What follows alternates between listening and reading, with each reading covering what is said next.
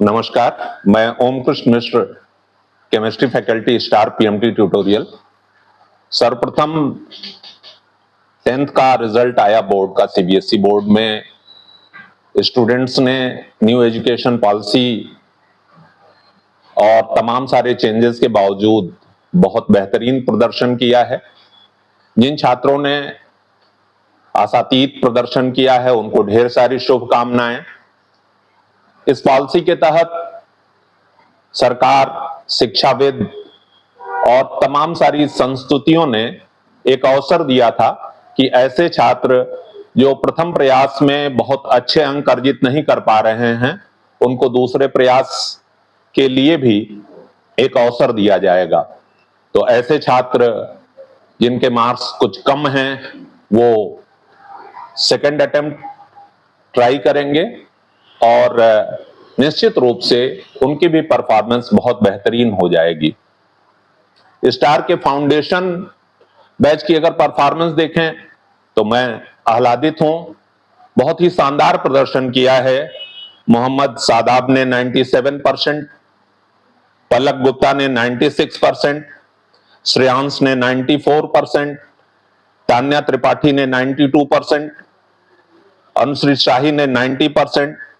और इस तरीके से एक बेहतरीन प्रदर्शन लगातार पिछले कई वर्षों से जैसे छात्र करते आए हैं फाउंडेशन में, उसी तरह का प्रदर्शन, उसी तरह की पुनरुक्ति मुझे दिख रही है। कुछ और खास बातें, 10th के बाद आपको अपने कैरियर का एक डिसीजन लेना होता है। तो अभी जो भी छात्र इस रिजल्ट के बाद एडमिशन और कैरियर की दिशा को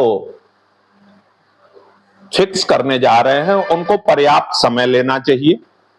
अपनी अभिरुचि, अपने इंटरेस्ट का ध्यान रखना चाहिए।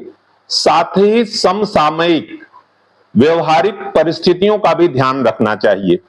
आज कैरियर के अनेक आयाम हमारे पास हैं, तो हमें अपने स्ट्रांग पॉइंट को देखना है। हम किस कैरियर के लिए हमारा एप्टीट्यूड अलाउ करता है, उस फील्ड में अगर हम आगे बढ़ेंगे तो निश्चित रूप से बेहतरीन प्रदर्शन करेंगे। तो आप अभिभावक के दबाव, किसी एक्सटर्नल मोटिवेशन से प्रभावित ना होइए, कुछ समय लीजिए, उसके बाद अपने सब्जेक्ट, अपने कैरियर की दिशा को निर्धारित करिए। दूसरा पहलू आता है, जब भी आप कैरियरोन्मुख होते हैं, आप एक फिक्स डायरेक्शन अपना बनाते हैं, तो उसमें मेंटोरशिप की बहुत ही महती भूमिका हो जाती है, एक बड़ा रोल हो जाता है।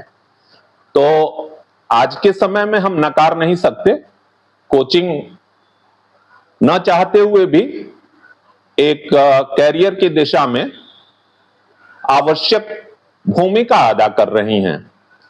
ऐसे में आपको एक अच्छे कोचिंग का भी चयन करना है, साथ ही साथ स्कूली शिक्षा पर भी ध्यान देना है। अगर आप इन दोनों का उचित समायोजन करते हैं तो निश्चित रूप से आपका होलिस्टिक डेवलपमेंट होगा। आने वाला दौर चुनौतियों भरा है, इसमें कैरियर उन्हीं का अच्छा हो पाएगा जिनका बहुमुखी विकास होगा, प्रतिभा के हर आयाम से जो समाज में अग्रणी होंगे, जिनमें अपनी सोच होगी, जिनका स्किल डेवलपमेंट प्रॉपर होगा। तो ऐसे में दोनों रोल आपके बहुत ही संतुलित होने चाहिए। कोचिंग के चयन में आप निश्चित रूप से उस संस्थान, उसके पूर्ववर्ती रिजल्ट और वो संस्थान किन लोगों के द्वारा गाइडेड है, क्या वो केवल व्यवसायिक दृष्टि से संस्थान चल रहे हैं, प्रोफेशनलिज्म के नाम पर कारपोरेट कल्चर से संस्थान को चलाया जा रहा है, इसको निश्चित रूप से आप ध्यान में रखें। आप सभी के भविष्य के लिए शुभकामनाओं के साथ धन्यवाद।